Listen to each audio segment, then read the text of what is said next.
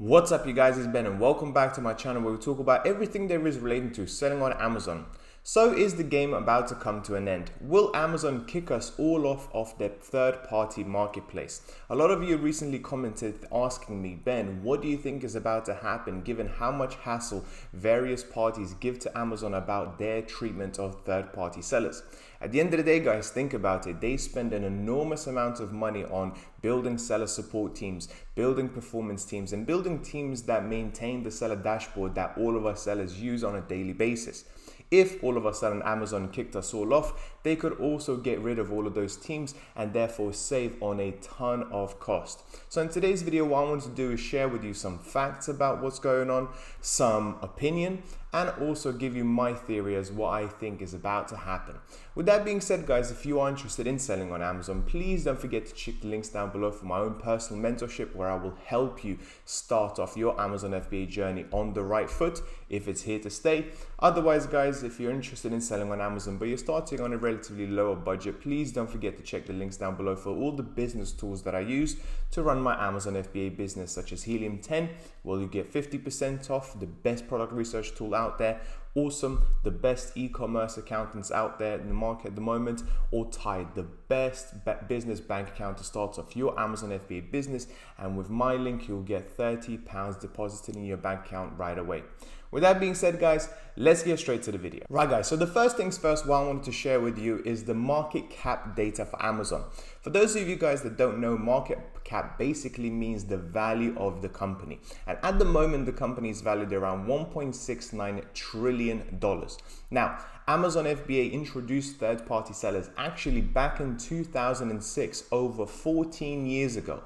And have a look at their market cap back then. Back then, it was around $36 per share, whereas now it's at $3,346. Makes you think actually what would have happened if we started investing into Amazon back in the 2000s, 2010, how much better off we would have been. However, back to the video though.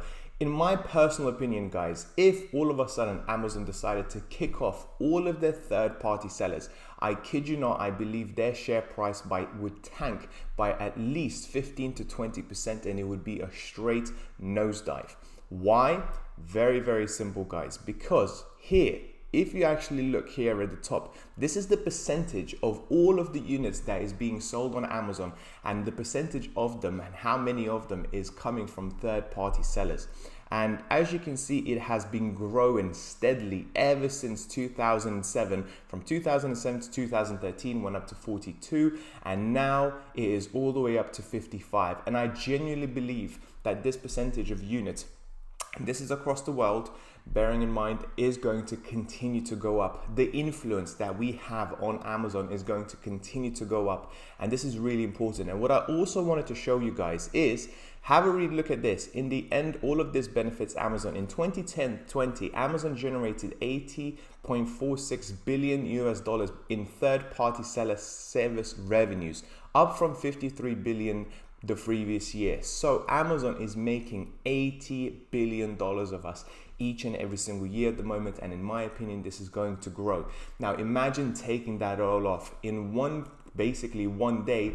You get rid of 80 billion revenue each and every single year. So Amazon, in my personal opinion, would tank right away. Now, of course, they wouldn't go bankrupt because they have so much more going on as opposed to their just e-commerce platform. Of course, they sell themselves and they have various other business avenues that they now expanded to. However, the truth of the matter of fact is, guys, us third-party sellers in the US, in the UK, and all the other countries at the moment, we are still a very, very, very important part of their business. And I personally think we are not going anytime soon. The next thing I wanted to talk to you about is, guys, all of the current conversations about Amazon effectively stealing data from their own sellers' products and launching competing products very quickly. For those of you guys that don't know, basically what Amazon tends to do, and this 100% is correct, they have a look at the data that we sellers provide to them each and every single day, and they have a look as to what currently is selling, what isn't selling, and the products that are currently selling, the products that the sellers are doing well on, they will introduce their own brand and basically in most cases undercut the sellers on their own platform to make more money. This is really, really important information for Amazon because this allows them to introduce more products into the market that they know are going to be doing well, because they effectively are dictator of the market. They control the rules, they control the game, they control the platform, the landscape, and whatever product that they introduce, they already have mountains of data collated by us third-party sellers to tell them that this is the product that customers are really looking for. Now, yes, of course, this is unfair, and this is something that I really hate about it. But at the end of the day, please tell me what is the difference between this and what Tesco's as the Sainsbury's do with their own branded items. Just have a look at all of the Tesco's branded items at the moment. Look how many different products they have on their shelves that come from Tesco's. Same things goes to Sainsbury's as well and various other supermarkets. Now, of course, I understand this is on a much smaller scale. Tesco's is nowhere near the size of Amazon, but each and every single retailer, whether it's on e-commerce or the retail stores, they can use the data. They can use, and they usually will use the data that they get from other brands, from other sellers, to introduce their own products, because that way they make as much money as possible. And can you really blame them? In my personal opinion, you can't. This is just the name of the game, and if you can create a platform where millions and millions of sellers come on board, you're going to use that data irrespectfully. Now, next thing, guys, also I want to talk to you about is, what if Amazon actually kicks us all off? What if that happens? Well, I kid you not, there will be somebody to replace them very, very quickly. Facebook is already trying to compete with Amazon. Google is trying to compete with Amazon. Walmart, Costco, and various other big retailers that want to get the infrastructure ready and try to lure third-party sellers into their platform.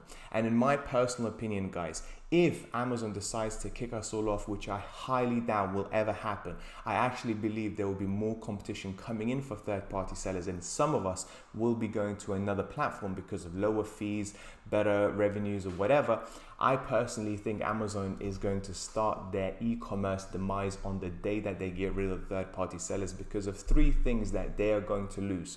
The first thing they're going to lose is on data. If they get rid of all of us overnight, the data that comes with it will be lost as well. Now, of course, it may not be lost, but it will start getting older and older and older because we will not be there to provide that data to them.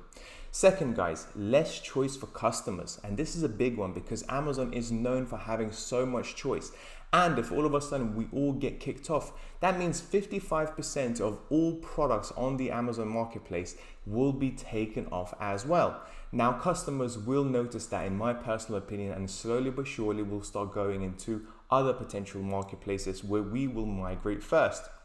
And then last but not least, and of course, most importantly, less revenues. I already showed you that they make 80 billion of us each and every single year with a lot of profit as well. Why would any business take that away? Yes, I understand we come with a lot of hassle and a lot of warehousing space and various other things. However, this is a revenue stream that any business would not cut, no matter what, in my personal opinion. And my theory is this, guys. At the end of the day, these big businesses such as Amazon, such as Apple, like to be a platform. Now, what do I mean by a platform? A platform basically is where other people are invited to use their services, their platform basically to build their businesses on. This is known by Amazon.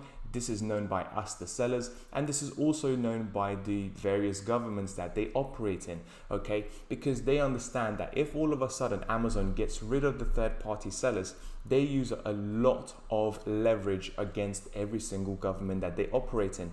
Because think about it this way, guys. I have now been selling on Amazon for 3 years, and I have paid over £100,000 in VAT since I started, and in excess of £100,000.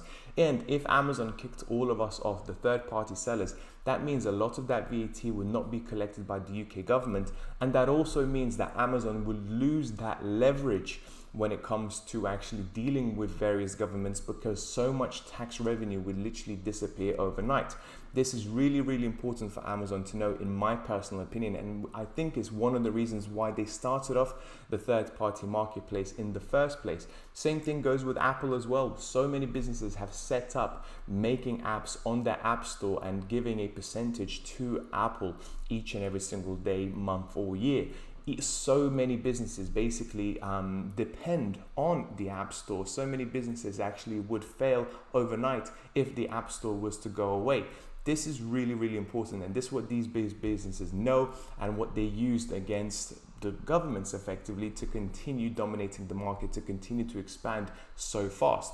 With that being said, guys, I really hope you found this video useful. If you did, please don't forget to like and subscribe, and also comment down below. I understand that this is my opinion, so you may not agree with it. I'm really, really interested to know what you think is going to happen in the future, and I will, as always, make sure to comment back to each and every single one of you.